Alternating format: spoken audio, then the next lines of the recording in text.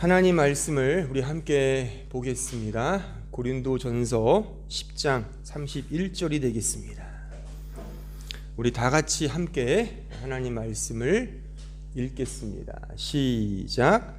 그런즉 너희가 먹든지 마시든지 무엇을 하든지 다 하나님의 영광을 위하여 하라. 아멘. 많은 성도들과 대부분의 교회들에서 이런 하나님의 영광이라는 말은 참 비일비재하게 회자되는 것을 우리는 알 수가 있습니다. 그만큼 대단히 익숙하고 또한 중요한 기독교의 개념이라고 생각을 합니다. 유명한 기독교 배우나 가수가 연말 시상식에서 모든 것은 하나님의 영광입니다 라고 이렇게 말하지 않아요. 또 우리가 이렇게 기도할 때나 이렇게 할 때도 모든 예배의 시종을 주님께 맡겨드립니다, 오직 하나님만 영광 받아주세요 라고 기도하지 않습니까? 도대체 이 영광이라는 게 뭔가? 그리고 제가 아까 우리 집사님도 기도하셨지만 제가 이 독일에 온 지 이제 9년이 됐습니다. 그래서 이제 한 텀이 지나고 이제 좀 새해를 우리가 시작하면서 제가 올 한 해 좀 마음에 갖고 있는 우리 교회의 비전, 어떤 표라고 한다면 저는 그런 거 별로 그렇게 막 내세우는 스타일은 아니지만 굳이 좀 더 이렇게 좀 집중하고 싶은 어떤 슬로건이 있다면 오늘 이 설교의 제목입니다. 그러니까 유심히 잘 보십시오.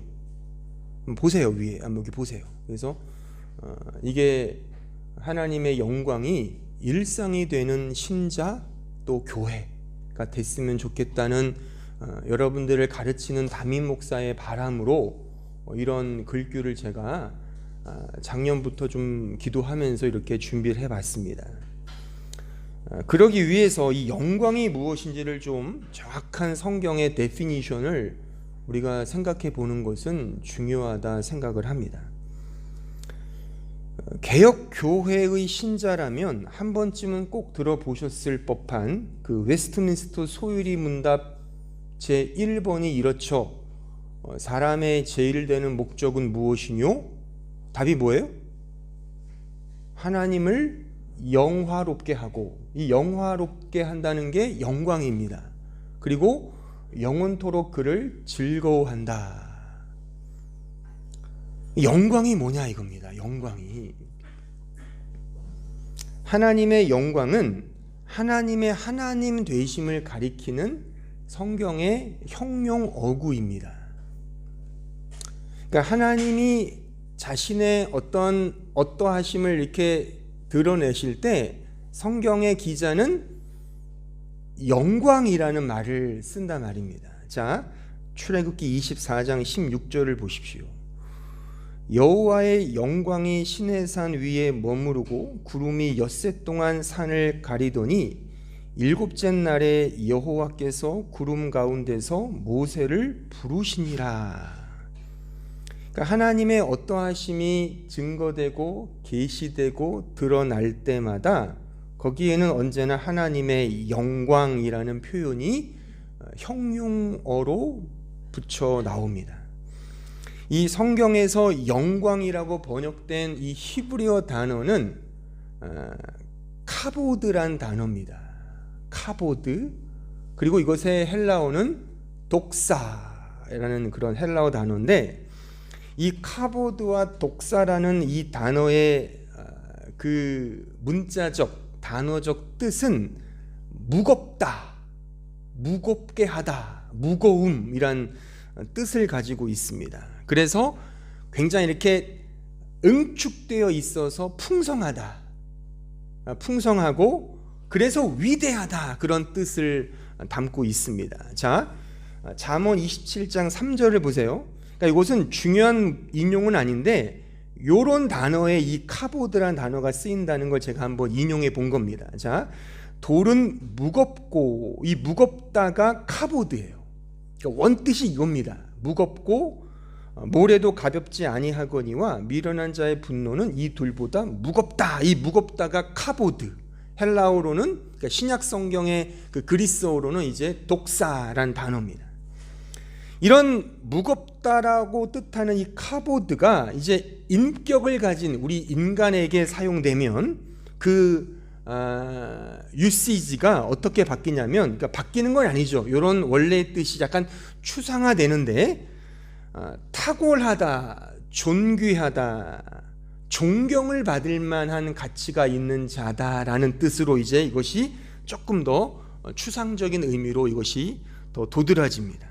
그리고 이것이 신적인 존재, 그러니까 하나님이라는 존재로 이것이 딱 설정이 되면 이 카보드란 단어가 카도시가 됩니다. 카도시가 뭐예요? 카도시가 거룩입니다.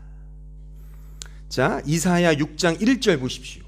우시야 왕이 죽던 해에 내가 본즉 주께서 높이 들린 보좌에 앉으셨는데 그의 옷자락은 성전에 가득하였고 스랍들이 모시고 섰는데 각기 6 날개가 있어 그 둘로는 자기의 얼굴을 가리었고 그 둘로는 자기 발을 가리었고 그 둘로는 날며 서로 불러 이르되 거룩하다 거룩하다 거룩하다 만군의 여호와여 그의 영광이 온 땅에 충만하도다.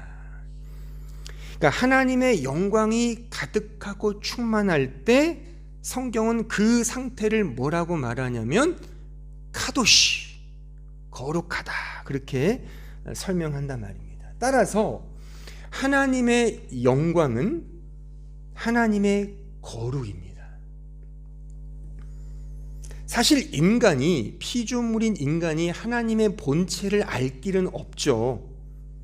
근데 우리는 하나님이 우리에게 당신을 이렇게 우리의 수준에 맞추셔서 계시를 하셨지 않습니까? 그것을 이제 제가 종종 표현하듯이 이제 accommodate revelation이라고 해요. 맞추어 주신 계시라고 하는데, 그런 계시, 하나님이 우리에게 당신을 맞추시는 그 표현된 그 어구가 카도시이며 카보드라고 하는 의미인 것이죠. 그러니까 이것을 통해 우리는 하나님의 본체를 온전히 알 길은 없지만 하나님이 자신을 계시하신 것이니까 이 표현들을 통해 하나님이 이런 분이구나를 우리는 믿음으로 고백하게 되는 것이죠. 그러니까 이것을 하나님의 본체적 성향이라고 우리는 말할 수 있습니다. 하나님이 가지고 계시는 내적 위대함, 그의 탁월함, 그의 거룩, 이것이 그의 영광인 거예요. 근데 그러한 내적으로 가지신 하나님의 그 영광이 우리에게 이제 드러나야 되잖아요. 발산된단 말입니다.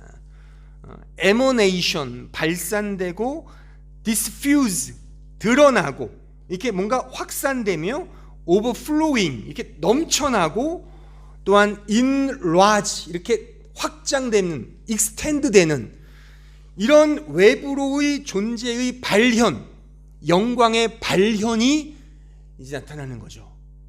그래서 조직 신학자들은 이러한 영광을 이렇게 구분을 해요. 이건 제가 구분한 게 아니라 조직 신학 책에 보면 나와 있는 구분인데, 본체적 영광이라는 게 있고 발산적 영광이라는 게 있다는 것이죠. 이렇게 어려운 말을 쓰기를 좋아하는데, 이 본체적 영광이라는 말은 시공을 초월해 계신 하나님만이 가지신 하나님 자체의 영광을 본체적 영광이라고 하고, 근데 그 영광이 이제 밖으로 흘러나오는 그것을 이제 emanation, 이렇게 발산적 영광이라고 이렇게 말을 붙이는 겁니다. 자, 이사야 60장 1절 보세요.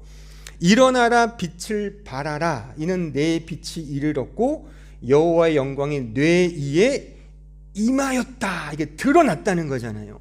보라, 어둠이 땅을 덮을 것이며 캄캄함이 만민을 가리려니와 오직 여호와께서 내 위에 임하실, 영광으로 임한다는 거예요. 드러난다는 거예요. 그의 영광이 내 위에 나타난다. 이게 emanation, 이렇게 뭔가 발현되는, 그러니까 이걸 쉽게 이렇게 예를 들 수 있어요. 이렇게 발광체인 태양을 생각해 보세요. 그 태양이라는 발광체 자체가 본체적 영광을 지닌 존재라면 그것이 이제 빛으로 확 드러나잖아요. 광채로. 그 빛이 이제 말하자면 발산적 영광이라고 우리는 예를 들어 설명할 수 있습니다. 그러면 이제 우리가 그 영광을 드러낸다는 건 뭘까요?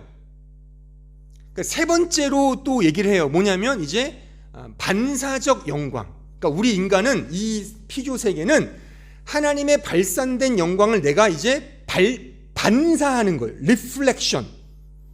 내가 나를 드러내는 게 아니라, 우리는 빛을 드러낼 수가 없어요. 우리는 빛이 아니니까. 오직 빛이신 하나님이 빛을 쫙 비치셔요. 그 빛을 우리는 거울같이 그냥 반사하는 겁니다. 그래서 우리 인간 신자가 영광을 돌린다라고 할 때, 그 영광을 돌린다는 것은 내가 수준과 능력과 자질이 돼서 하나님의 영광을 내가 드러낸다는 차원이 아니라 반사하는 겁니다. 거울처럼. 그러니까 나에게는 영광이 없는 거죠. 그것이 반사적 영광이라고 말을 한단 말입니다. 자, 그러면 우리가 주목할 것은 이제 본론에 가서 과연 신자는 무슨 영광의 빛을 반사하며 드러내는가? 이게 포인트죠. 이를테면 하나님의 그 본체적 영광으로부터 그 발산적 영광이 비추는데 우리는 그 영광을 이제 반사하는 거란 말입니다. 그럼 어떤 걸 반사하느냐? 그 본체적 영광의 실체는 무엇이며 이렇게 발사되는 그 빛의 영광의 내용은 무엇이냐를 우리는 성경을 통하여 알아야 되는 것입니다. 여기에서 중요한 건 성경을 통해 보면 우리는 사실 하나님의 본체든 발산이든 우리가 감지할 수가 없습니다. 그러니까 우리가 감지할 수 있는 어떤 매개체를 가지고 우리에게 드러나십니다. 그 매개체, 메디에이터, 매개체가 매우 중요합니다. 하나님은 그 매개를 통하여 그 영광을 드러내십니다. 우리가 직접 하나님의 영광을 볼 수가 없어요. 그래서 모세도 그 영광 앞에 수건으로 가렸잖아요. 자신의 얼굴을. 보면 죽으니까. 그러니까 분명히 하나님의 은혜로 우리가 그 영광을 알고 담지하고 반사할 수 있는 메디에이터, 그 미디어라는 게 매개잖아요. 그 매개체를 세우셨습니다. 그 매개체를 통하여 그 영광의 빛은 무엇이며 우리가 그 빛에 어떤 걸 드러내며 반사해야 하는지를 성경은 주구장창 말씀한단 말입니다. 자, 그럼 그 메디에이터, 그 매체, 그 영광의 매체, 그 본체의 매체, 그 영광의 실제, 아이예요. 아이, 실제의 매체는 무엇인가? 히브리서 1장 1절 보겠습니다.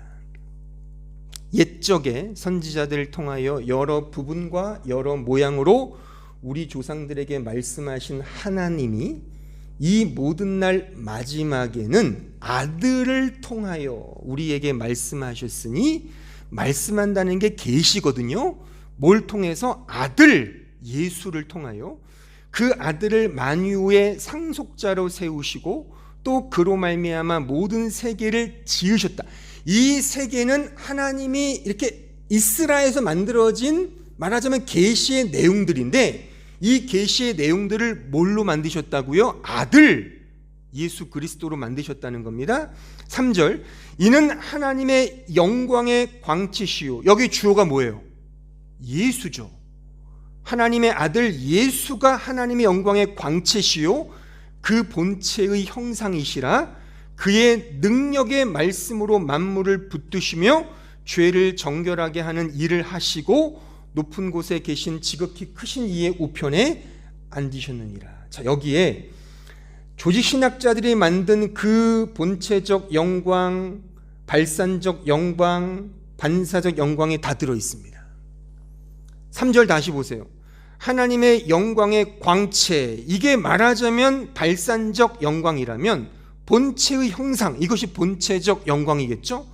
그의 능력의 말씀으로 만물을 붙드시고 죄를 정결, 죄는 인간이지 않습니까? 그러니까 인간에게 반사하게 하시는 그 반사적 영광, 이 모든 영광이 다 누구라는 겁니까?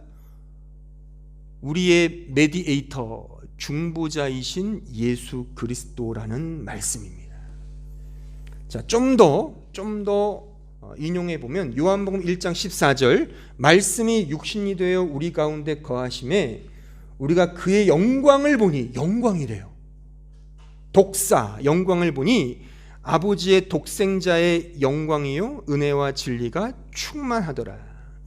요한복음 1장 18절 보세요. 본래 하나님을 본 사람이 없어. 볼 수가 없어요. 보면 죽는 거니까, 피조물이. 근데 어떻게 보느냐? 아버지 품속에 있는 독생하신 하나님, 이게 이분이 예수 그리스도죠. 예수 그리스도가 나타내셨다, 계시되었고 인간으로 성육신 하셨다는 사실을 의미합니다. 자, 그러므로 보세요. 그러므로 하나님의 영광은 예수 그리스도입니다. 하나님의 영광은 예수 그리스도의 영광이며, 조금 더 디테일하게 말하면 예수님의 존재와 그의 인격, 그의 삶 전체를 말하는 거예요. 따라서 우리가 하나님의 영광을 위해 산다, 그 영광이 일상이 되는 삶을 산다, 하나님의 영광을 드러내며 산다라는 그 표현 속에서는 예수 그리스도의 존재와 인격과 그 삶을 그대로 따라 산다는 것을 의미하는 거예요.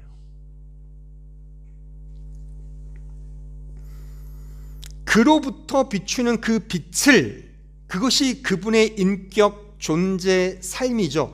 그 삶의 모습을, 예수님의 삶이에요. 그걸 여실히 반사하며 살아가는 것, 따라가며 살아가는 것이 하나님의 영광을 향해 살아간다라는 그 말의 진의입니다. 오늘 본문이 말하고 있는 먹든지 마시든지 무엇을 하든지 다 하나님의 영광을 위하여 하라. 지금 제가 말한 이 표현으로 말하면 이 말은, 이 오늘 본문의 말씀은 예수 그리스도처럼 살아라 이겁니다. 예수님처럼 살아라. 예수 그리스도를 믿음으로 따르라 라고 하는 말씀인 거예요. 그래서 솔리 데오 글로리아, 오직 하나님께 영광은 솔루스 크리스투스라고 말할 수 있는 거죠. 오직 예수 그리스도. 그러면 성경이 말하는 예수 그리스도의 예수 그리스도 됨은 무엇입니까?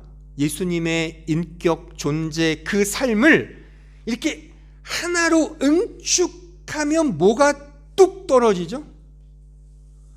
쉽게 우리가 예수님의 어떤 것을 닮아간다고 할 수 있겠습니까? 예수님의 존재와 삶의 가장 중요한 가치는 무엇입니까? 그의 삶의 양식은 무엇입니까? 십자가이죠. 그래서 신자와 교회는 예수님의 십자가의 삶을 사는 거예요. 이게 영광된 삶인 겁니다. 하나님의 영광을 위해 사는 신자와 교회는 그래서 예수 그리스도의 그 고난의 십자가의 삶을 그대로 살아가는 거예요. 아시겠습니까? 그럼 이렇게 질문할 수 있죠. 지난주에도 어떤 지체가 저랑 교제하는 이런 질문을 하더라고요. 그러니까 목사님이 고난을 많이 말씀하시는데 그러면 그 고난이 꼭 예수님 때문에 당하는 고난이 아닐 수도 있지 않냐. 그러니까 내가 잘못해서, 내가 게을러서 찾아오는 고난도 내가 십자가라는 고난으로 이렇게 뭔가 이렇게 좀 승화시켜서 이해해도 되느냐라고 이렇게 질문을 하던데, 제가 명확하게 말씀을 드릴게요. 자, 베드로전서 4장 15절을 보세요. 성경이 분명히 말하고 있습니다. 너희 중에 누구든지 살인이나 도둑질이나 악행이나 남의 일을 간섭하는 자로 고난을 받지 말려니와. 그러니까 살인하면 어떻게 됩니까? 사람을 죽여봤어요. 죄송합니다. 죽이면 형법에 의해서 교도소로 붙잡혀가요. 그래서 뭐 크게는 사형을 받든지 무기징역 받든지 그렇게 중형을 받잖아요. 그러면 그 사람이 나는 교도소에 있는 게 주님을 따라가는 십자가요, 이렇게 말한다면 그거는 언어 도단이고 말도 안 되는 거죠. 어떤 학생이 내일 모레 시험인데 공부를 안 하고 맨날 빈둥빈둥 놀다가 시험에 F를 맞은 거예요. 선생님이 막 야단치고 부모가 갈구고, 야 너 그따위로 살려면 임마 나가 임마. 그래서 그 학생이 난 역시 주님을 따라가는 십자가의 길을 걷는 거야. 너는 나를 야단쳐라. 나는 주님을 닮아가는 중이다. 그렇게 말할 수 있냐는 것이죠. 이거는 그냥 자기가 잘못해서 당하는 고난인 겁니다. 이거를 성경은 십자가라고 말하지 않고 주님을 위하여 당하는 고난이라고 말하지 않습니다. 그러니까 게을러서 밥을 굽는데 나는 주님을 따라가기 위해 밥을 굽는 거야, 이거는 잘못된 겁니다. 그런 건 이 십자가의 고난이 아닙니다. 십자가의 고난은 요 문맥에서 이렇게 나와 있죠. 베드로전서 4장 16절. 만일 그리스도인으로, 거기 밑줄 쫙, 그리스도인으로 고난을 받으면 부끄러워하지 말고 도리어 그 이름으로 하나님께 영광을 돌리라. 명확하죠. 마태복음 5장 10절 보세요. 이를 의를 위하여, 줄을 치시고 의를 위하여 박해를 받는 자는 복이 있나니 천국이 그들의 것입니다. 나로 말미암아 너희를 욕하고 박해하고 거짓으로 너희를 거슬러 모든 악한 말을 할 때에는 너희에게 복이 있나니 기뻐하고 즐거워하라. 하늘에서 너희의 상이 큼이라. 너희 전에 있던 선지자들도 다 이같이 박해 받았느니라. 상기 9절에서 주목할 부분, 제가 줄치라고 말씀드린 그 부분이죠. 그리스도인으로 나로 말미암아 내 의를 위하여. 신자가 받는 영광된 고난은 바로 예수 그리스도와 그의 복음으로 말미암아 당하는 고난입니다. 자기가 잘못해서 받는 게 아니라 말입니다. 자, 베드로전서 4장 12절 보세요. 사랑하는 자들아, 사랑이 등장하죠. 주 안에 사랑을 입은 성도를 말하는 겁니다. 사랑하는 자들, 주님의 사랑을 입은 자들에게는 뭐가 온다고요? 너희를 연단하려고 오는 불시험을 이상한 일 당하는 것 같이 이상히 여기지 말라. 오히려 너희가 그리스도의 고난에 참여하는 것으로 즐거워하라. 이는 그 영광을 나타내실 때에 너희로 즐거워하고 기뻐하게 하려 함이라. 너희가 그리스도의 이름으로 치욕을 당하면 복 있는 자로다. 영광의 영 곧 하나님의 영이 너희 위에 계심이라. 명확하지 않습니까? 명확하지 않습니까? 신자는 당연히 그리스도인으로 말미암아, 그리스도로 말미암아 불시험을 당하고 고난에 참여하는 자입니다. 특히 14절을 다시 주목해 보세요. 하나님의 영이 있는 자는 그리스도의 이름으로 치욕을 당한다. 이걸 달리 말하면 예수를 믿는 자, 그리스도의 영이 있는 자, 거듭난 자, 영생을 가진 자는 틀림없이, 가끔 어쩌다가가 아니라 틀림없이 필연적으로, 우연적인 것이 아니라 필연적으로, 절대적으로, 상대적인 것이 아니에요. 절대적으로 그리스도의 고난에 참여하는 자랍니다. 이것이 신자의 영광된 삶입니다. 한번 잘 생각을 해보자고요, 우리가. 아니, 우리 신자가 세상과 다른 존재인데 그 다름이 우리에게 고난으로 이해되지 않는다면 그 다름을 어떻게 우리가 이해하겠냐고요. 성경은 그거를 말하는데, 예? 안데르센의 그 미운 오리 새끼라는 동화 아시잖아요. 그 미운 오리 새끼가 뭐라는 거예요, 결론은. 그게 그 어린 새끼 때부터 뭐 칠면조 같이 해서 왕따 당하고 부모도 그 오리 부모도 걔를 막 그냥 못 살게 굴었는데, 그 미운 오리가 뭐라는 거예요? 백조라는 거 아닙니까? 백조. 아니, 하다못해 짐승도 달라도 고난을 당하는데, 우리 신자가 그리스도의 영이 있는 신자라면서요, 우리는 세상의 가치로 사는 존재가 아니라면서요. 우리는 그러면 다르게 사는 존재잖아요. 모든 사람들은 다 돈을 추구하지만 우리는 돈을 추구하는 존재가 아니지 않습니까? 다른 사람들은 다 다른 사람들을 짓밟고 이기는 경쟁 구도로 세상을 본다면 우리 은혜를 아는 자지 않습니까? 그러면 다른 마인드와 다른 가치관과 다른 시각과 다른 시선을 가지고 산다면 당연히 너는 왜 달라? 라고 왕따를 당하는 게 당연히 맞죠. 이게 고난으로 이해된다 말입니다. 고난을 당하지 않으면 똑같다는 거잖아요. 똑같다면 고난을 당할 필요가 없죠. 이게 예수님의 말씀이잖아요. 너희는 고난을 당할 거다. 왜? 나를 믿으니까. 하지만 너희들에게 박해하는 게 아니라 실상은 나를 박해하는 거야, 세상이. 나를 박해하는데 나를 믿는 너희들도 박해를 당하는 건 당연한 거 아니야 라고 주님이 제자들에게 말하지 않습니까? 근데 우리 신자라는 사람들은 고난을 싫어한단 말이에요. 이게 뭔가 다르잖아요. 다름을 통해 우리는 당연히 절대적으로 필연적으로 틀림없이 그리스도의 고난에 참여하는 삶으로 끌려져 간단 말입니다. 이게 영광이란 말이죠. 그럼 이런 질문을 던질 수 있어요. 왜 영광이 고난으로 이해되어야 하는가? 왜 영광은 고난이어야 하는가? 왜 고난이 영광인가? 제가 분명히 성경적으로 논증해 드리겠습니다. 먼저 이해를 돕기 위해 맹자, 그 중국의 유명한 철학자 맹자의 글을 제가 하나 인용해 왔습니다. 맹자가 이런 얘기를 했어요. 잘 들어보세요. 천장강대 이모 사이냐인데 필선 녹이 심지하고 곡이 근골한다. 자, 뭔 말인지 그 뜻은 이렇습니다.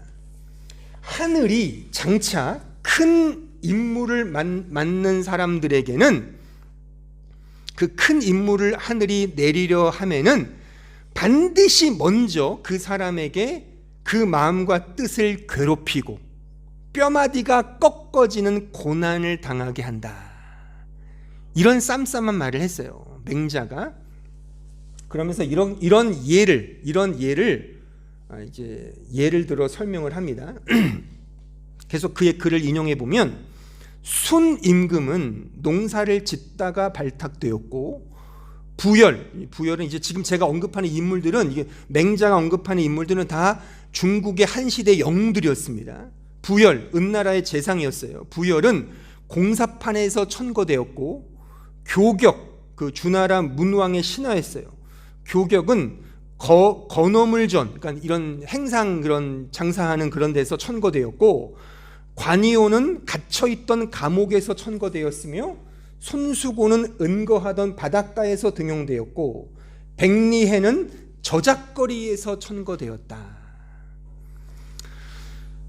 그래서 맹자의 요지는 하늘로부터 큰 임무를 맡는 사람들은 반드시 뼈마디가 꺾어지는 고난의 길을 걷게 된다. 그걸 지금 말하고 있는 거예요. 이 맹자의 가르침은 쉽게 말해서 고진감래죠. 혹은 실패는 성공의 어머니다라고 하는 그 격언을 연상케 합니다. 그러니까 큰 자가 되기 위해서는 반드시 고난과 연단과 담금질을 당하는 그런 고된 시련의 과정이 필연적으로 찾아온다는 맹자의 가르침이에요. 혹은 모든 철학과 인문학과 이 세상 종교의 기본적인 원리입니다. 어떤 면에서 보면 성경이 가르치고 있는 환난은 인내를, 인내는 연단을, 연단은 소망을 이룬다와 매우 뜻을 같이 하죠. 아까 읽었던 베드로 사도가 말한 사랑하는 자, 주님으로부터 사랑을 받은 자는 불시험을 당한다. 그 불시험과도 맥을 같이 한다고 말할 수가 있어요. 물론 전혀 다른 얘기지만 제가 좀 이따 설명해 드리겠지만 일단 그냥 이렇게 언뜻 보기에는 뭐 비슷하다고 볼 수가 있습니다. 자, 이런 점에서 먼저 제가 하나 짚고 넘어가겠습니다. 기독교의 복음도 전혀 몰랐던 맹자가, 성경을 읽지도 않았던 맹자가, 예수님을 믿지 않았던 맹자조차도 고난의 유용함을 지금 강조하고 있습니다. 예수를 모르는 수많은 종교인들과 철학자들, 인문학자들, 소설가들, 작가들 역시 인간 자신의 극기를 위하여 고난과 연단을 말하건대 하물며 그리스도의 십자가를 믿는다는 오늘날의 신자와 교회가 어찌 성경이 말하는 이런 십자가의 고난은 뒤로 한 채 기복과 물질 만능주의와 세속주의를 강조할 수 있느냐는 저의 지적인 겁니다. 이런 싸구려 복음, 천박한 복음이 어떻게 기독교에서 회자될 수 있느냐는 겁니다. 아니, 예수를 모르는 맹자마저도 고난의 유용함을 강조하는데, 그래서 은혜를 받는데, 일반 은혜긴 하겠지만 예수님의 십자가를 믿는다는 신자와 교회가 고난은커녕 기복적인, 예수 믿으면 건강해지고, 예수 믿으면 부자가 되고, 예수 믿으면 평안이 오고, 그런 게 없다는 게 아니에요. 근데 그걸 기복적으로, 그걸 도구화해서 이용하는 이런 처사가 어떻게 기독교의 오늘날의 주류가 됐냐는 겁니다. 한번 생각해 봐야지 않을까요? 한 걸음 더 나아가서, 하지만 지금 제가 인용한 맹자의 이런 이론은 사실 성경이 말하는 고난이 영광인 이유와는 전혀 다른 격입니다. 그러니까 우리가 주님을 닮아가고 주님처럼 살기 위해 고난을 당한다는 차원을 맹자식으로 이해하여 적용하면 그것은 하나님의 영광으로 가는 게 아니라 인간의 영광을 드러내는 결과로 가게 된다는 사실을 우리는 기억을 해야 돼요. 자, 맹자의 글을 다시 한번 인용해 볼게요. 잘 들어보세요. 하늘이 장차 어떤 사람에게 큰 임무를 내리려 할 때는 반드시 먼저 그의 마음을 괴롭게 하고 그의 육체를 고달프게 하며 그의 몸을 굶주리게 하고 그의 생활을 궁핍하게 하며 그가 행동할 때 하고자 하는 바에 어긋나게 하고 혼란스럽게 한다. 왜냐하면, 이게 중요한데, 왜냐하면 하늘은 이렇게 함으로써 그의 마음을 분발시키고 그의 인내심을 북돋아 주어 그간에 지금까지 하지 못했던 것, 잘할 수 없었던 말을 더욱 잘할 수 있게 도와주려는 뜻에서 그렇기 때문이다 라고 맹자는 말한단 말이에요. 쌈쌈하죠. 제가 굳이 성경에도 어긋나는 맹자의 글을 이렇게 또박또박 인용한 이유는 우리의 믿음 생활을 이런 수준으로 이해하는 신자들이 너무나 많다는 겁니다. 이건 성화가 아닙니다. 맹자는, 잘 들으세요, 맹자는 잘할 수 없었던 것을 더욱 잘하게 만드는 과정으로 고난을 상정해요. 그럼 결국 그 잘하는 주체는 누구라는 겁니까? 인간이라는 거예요. 자신이 잘하기 위해 하늘의 도움을 도구화하는 겁니다. 이걸 믿음과 신앙으로 이해하면 내가 성공하기 위해 혹은 내가 더 열심히 살기 위해 하나님의 도움을 하나의 도구로 이해하여 나의 영광을 챙기고자 하는 그 아담의 죄성이 여기서 발현된다는 사실입니다. 이런 식으로 주님을 닮아가는 건 닮아가는 게 아닙니다. 이거는 인본주의이며 율법주의입니다. 우리의 믿음은 단지 내 성공을 위한 하나의 도구로 전락되는 것이죠. 이게 아닙니다. 이게 아닙니다. 만약 신자의 믿음의 삶이 앞서 말한 맹자의 이런 유의 여정이라면, 그렇다면 여전히 농사를 짓고 공사판을 전전하며 그 누구도 알아주지 않는 막노동과 잡한 행상에 허덕이며 여전히 감옥에 갇힌 상태로 지내고 저작거리를 떠돌아다니는 신세에 놓인다면 그 신자와 교회가, 그렇다면 그런 신자와 교회는 어떻게 평가를 받고 어떻게 이해해야 하겠습니까? 맹자식으로 이해하면 그 사람은 큰 임무를 맡지 못한 사람인 거예요. 오늘날의 현대 교회가 다 그렇게 소위 신앙의 계급화, 은혜의 계급화 혹은 은혜의 고지전은 뭔지 아시죠?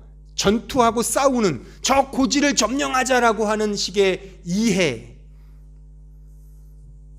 하나님의 영광은 사라지고 인간의 그 잘난 영광만이 또드라지게 드러나게 되는 거예요.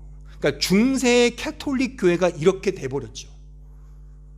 그러니까 원래 우리 종교개혁, 16세기 종교개혁은 십자가의 영광이었어요. 십자가의 영광. 그런데 중세 캐톨릭 교회가 어마어마한 교회당을 짓고 그 성직자의 계급이 올라가고 모든 것들을 하이어라키로 보기 시작하는 그 중세 천년 동안, 그러니까 교회당의 건물은 올라가고 성직자들은 화려하게 되고 교회는 엄청나게 아름다워졌지만 결국 거기에 하나님의 영광은 사라지죠. 인간의 영광만이 그 중세 천년을 지배하게 되는 거죠. 오늘날의 우리의 교회, 우리의 신앙 삶이 이러하지 않는지를 우리는 우리 스스로를 성찰해야 하는 것입니다. 도대체 하나님 앞에 큰 임무는 무엇이고 작은 임무는 무엇입니까? 도대체 신자에게 성공은 뭐고 실패는 뭡니까? 이 정의부터 한번 여러분들이 스스로 해보세요. 아직 2월 첫 주 신년 그런 분위기지 않습니까? 올 한 해 여러분들이 원하는 성공, 원하는 삶의 어떤 그 풍족함, 풍성함, 그게 뭐예요 도대체? 제가 올 한 해 강조하고 싶은 하나님의 영광이 일상이 되는 신자, 그 교회, 그겁니까? 그 영광은 도대체 뭡니까? 베드로전서 4장 19절을 보세요. 그러므로 하나님의 뜻대로 고난을 받는 자들은 또한 선을 행하는 가운데에 그 영혼을 미쁘신 창조주께 의탁할지어다. 이게 지금 베드로전서 4장 문맥의 결론입니다. 여기에 의탁할지어다로 번역된 이 헬라어 단어가 파라티데미라는 단어예요. 파라는 뭐뭐 옆에라는 전치사고, 티데미는 put, set, place라는 어디에 둔다는 뜻입니다. 옆에 둔다는 뜻이죠. 어디 옆에? 어디 옆에? 십자가 옆에, 믿음 옆에, 하나님에 대한 그 은혜의 십자가 옆에 자신을 세운다는 겁니다. 이게 믿음이죠. 제가 예전에 로마서 12장 1절 설교하면서 너희 몸을 하나님이 기뻐하시는 거룩한 산 제물로 드리라, 이 드리라의 그 헬라어 단어가 파라이스템이라고 설명드렸죠. 똑같아요. 파라 옆에 이스템이 스탠드, 슈텐, 세운다. 그러니까 파라티뎀이나 파라이스템이나 똑같은 의미의 단어예요. 어디에 세운다? 십자가 옆에. 믿음을 의미하는 단어입니다. 오직 믿음, 오직 은혜인 거예요. 따라서 고난이 영광인 이유는 맹자의 논리가 아니라, 성경이 말하는 고난이 영광의 이유는 우리 신자와 교회를 오직 믿음, 오직 은혜로 가게 하기 위해서 그 고난의 길을 걷게 하는 거예요. 그래서 솔리 데오 글로리아는 솔루스 크리스투스고 오직 그리스도, 그 그리스도 중에서도 또한 솔라 크룩스 오직 십자가이고, 그 십자가 옆에 나를 세우는 솔라 피데 오직 믿음, 솔라 그라시아 오직 은혜인 거예요.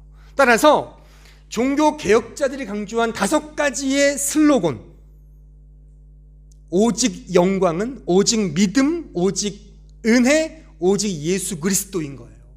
또 이 모든 내용들이 우리에게 계시되어 있는 성경이 이것만 말하고 있거든요. 이것만 말하고 있습니다.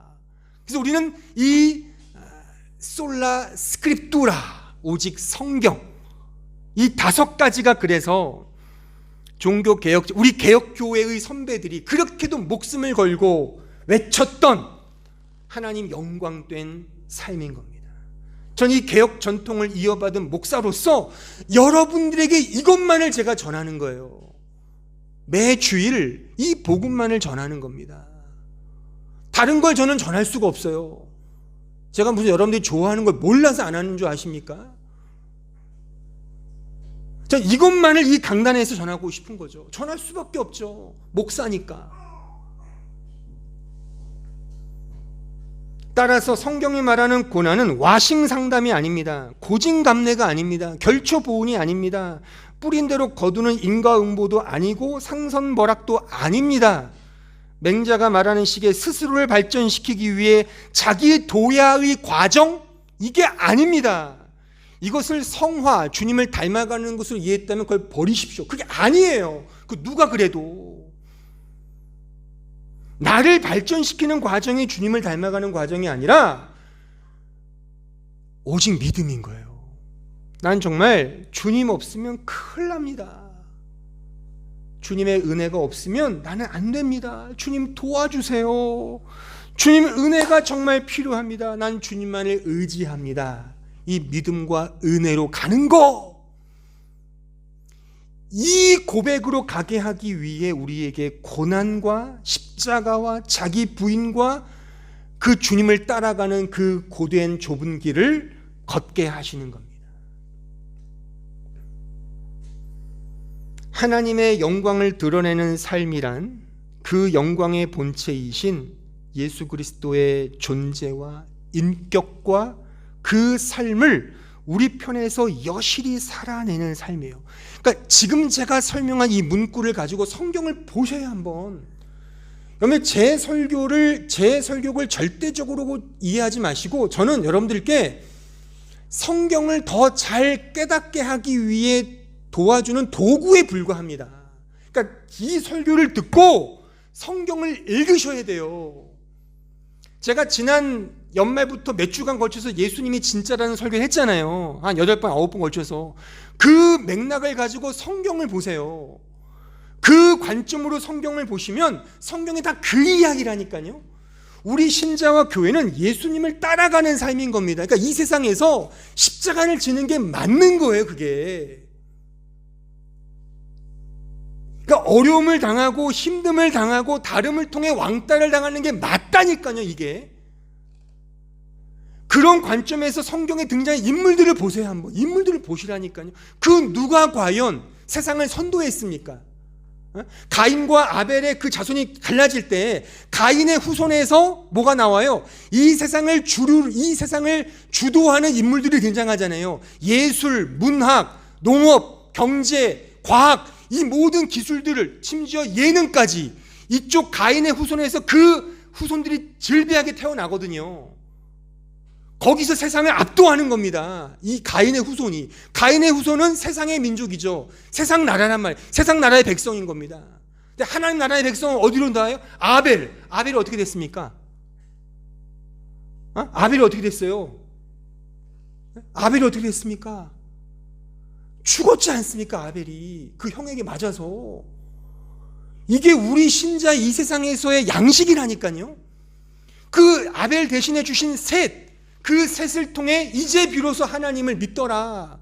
근데 그 셋의 계보는 형편없어요. 가인의 후손들은 어마어마해요. 셋의 후손은 다 뭐예요? 그 이하에 나오는 말씀의 그 표현에 의하면 뭐예요? 세세 족보가 나오죠. 세세 족보 중에 가장 많이 나오는 단어가 뭡니까? 창세기 읽어보셨잖아요. 거기서 세세 족보가 이러하더라 하면 나오는 게 뭐예요? 다 이름과 뭐죠? 이름하고 죽었더라.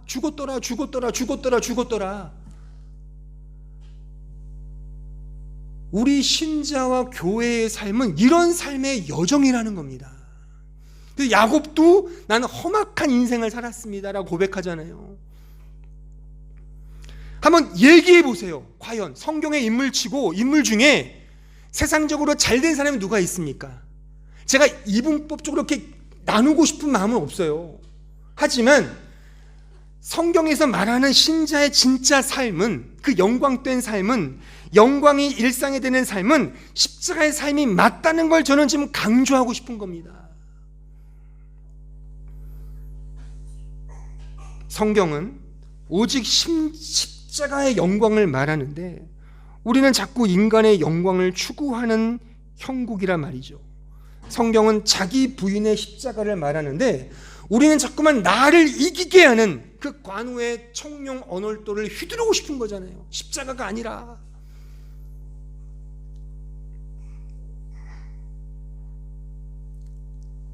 결론입니다.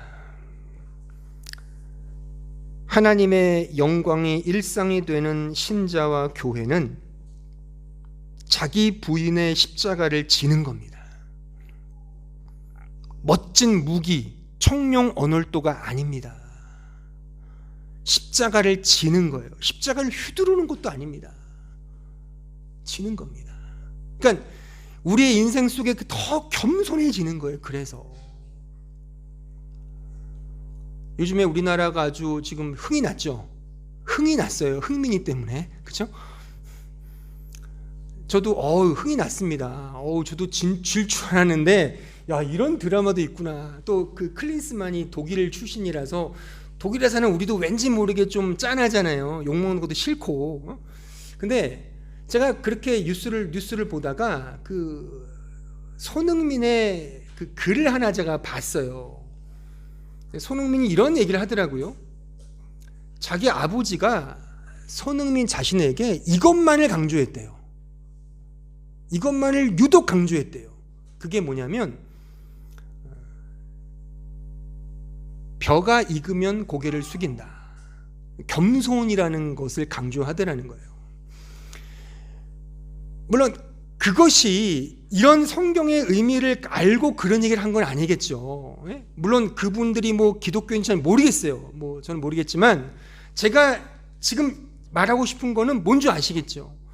우리의 인생, 하나님이 우리를 이 인생 속에서, 역사 속에서 이끄시면서 우리에게 허락하시는 은혜의 장은 믿음이며 은혜인 겁니다. 그 믿음과 은혜는 맹자식의 자기를 높여서 능력을 갖추어서 어떤 일을, 큰 임무를 맡게 하는 차원이 아니라 주님, 전 정말 할 수 없습니다. 주님의 은혜가 없이는 나는 아무것도 할 수 없습니다. 그 파라티데미, 파라이스테미 옆에, 십자가 옆에 세워진 난 하나의 그냥 하나의 장작 더미에 불과합니다. 실제 그렇잖아요. 예수님의 골고다 언덕에 그 십자가 옆에 어떤 십자가가 같이 섰잖아요. 그 십자가가 뭐라고 고백합니까? 주님 나라 임하시면 나 좀 기억해 주세요. 그 은혜를 붙드는 곳으로 가지 않습니까? 이게 우리가 이 일상 속에서, 우리의 삶 속에서 고백해야 할 영광된 삶이라는 겁니다. 아무쪼록 올 한 해 여러분들의 일상 속에서 이 하나님의 영광, 즉 예수 그리스도의 십자가만을 자랑하고 그 십자가만이 나의 영광이며 나의 기쁨이며 나의 자랑입니다. 그 은혜만이 나에게는 절대적으로 필요합니다. 난 주님만을 의지합니다. 이 고백으로 점철되며 나아가시는 우리 주의 사랑하는 주의 백성들 되기를 진심으로 바랍니다. 기도하겠습니다. 은혜로우신 아버지 하나님, 하나님의 영광이 일상이 되는 교회이며 신자 되기를 원합니다. 주님을 정말 뜨겁게 사랑하기를 원합니다. 그 뜨겁게 사랑하고 주님만을 뜨겁게 의지하는 것은 우리의 노력과 결단 이전에 하나님의 한량없는 은혜의 열심으로 되어짐을 우리는 늘 고백합니다. 그 열심은 우리에게 고난과 십자가로 이해되고 경험되며 인지된다는 사실을 우리가 또한 확인합니다. 하나님, 우리의 일상이 버겁고 힘들어도 그 안에서 나를 가장 아름답고 가장 영광된 존재로 이끌고 계신다는 그 하나님의 약속과 그 창세전의 그 언약을 마음에 새기며 그 약속만을 붙들며 그 믿음만을 바라보며 하나님의 십자가만을 바라보며 한 걸음 한 걸음 걸어가는 주의 백성들 될 수 있도록, 그래서 힘들고 어려워도 그 주님 때문에 정말 기쁨이 오고 감사가 나오며 즐거워하며 참된 자유를 누리는 참된 신자들로 살아내는 주의 백성들 될 수 있도록 축복해 주시고 인도하여 주옵소서. 예수님의 이름으로 기도하옵나이다. 아멘.